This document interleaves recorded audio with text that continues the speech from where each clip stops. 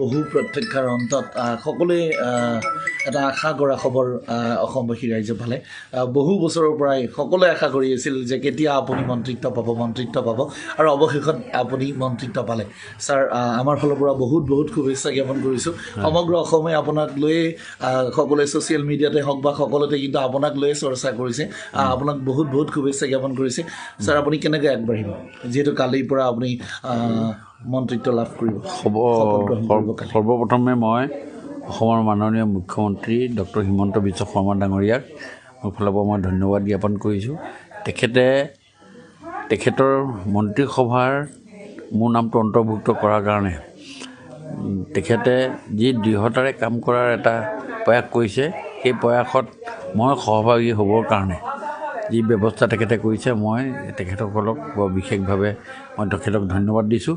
আৰু আগন্তুক দিনত মোৰ যিখিনি কাম কৰণীয়খিনি আছে, এই কামখিনি মই অতি দৃঢ়তাৰে মই যোৱা গত দিনবিলাকক ডিব্ৰুগড়ৰ কাৰণে মই যি ধৰণেৰে কাম কৰিছিলোঁ, এতিয়া সমগ্ৰ অসমৰ কাৰণে কাম কৰাৰ প্ৰচেষ্টা কৰিম। আপুনি কেনেকুৱা ধৰণৰ দপ্তৰ বিচাৰে? চাওক, এইটো আপুনি বাছ এখন যেতিয়া গৈ থাকে, আপুনি যেতিয়া হাত দাঙে, আপুনি বাছখনৰ বাহিৰৰ পৰাই আপুনি জানো বাছখনৰ কোনটো ছিটত বহিম বুলি চিন্তা কৰে জানো?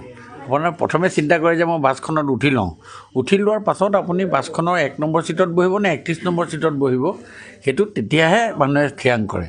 এতিয়াও মোৰ মন্ত্ৰীসভা শপত গ্ৰহণ হৈ লওক, হোৱাৰ পাছতহে মই চিন্তা চৰ্চা কৰিম যে কোনটো বিভাগ মই পালে ভাল হয়।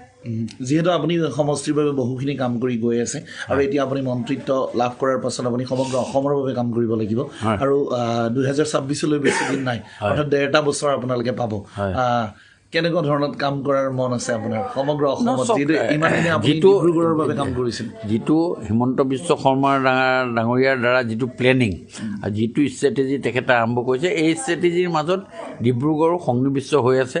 অসমখনৰ চুকে কোণে সকলোখিনি অঞ্চল সন্নিৱিষ্ট হৈ আছে আৰু সেই কামখিনিক ত্বৰান্বিত কৰি আগবঢ়াই লৈ যোৱাটোৱে মোৰ বিভাগ যিটো বিভাগ পাব, সেই বিভাগৰ ত্বৰান্বিত কৰি লৈ যোৱাটোৱে মোৰ ডাঙৰ দায়িত্ব হ'ব। আৰু তেখেতৰ উপদেশ আৰু তেখেতৰ বাকী যিখিনি কথা আছে, গোটেই কথাখিনি আগত ৰাখি মই মোৰ কামখিনি আগবঢ়াই লৈ যাম। ছাৰ, বহুত শুভেচ্ছা থাকিল আমাৰ। Thank U.